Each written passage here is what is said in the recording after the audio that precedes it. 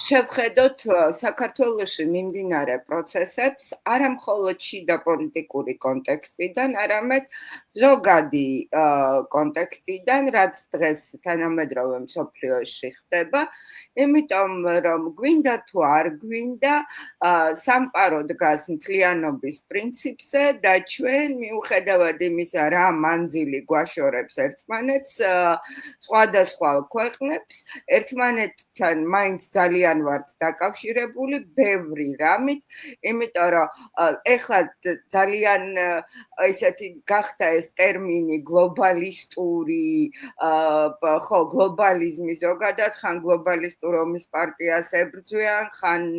ზოგადად გლობალისტ, მაგრამ უნდა გითხრათ, რომ საერთოდ აქეთკენ არის მიდრეკილი სამყარო, იმიტომ რომ გაერთიანება რაღაცა პრინციპებზე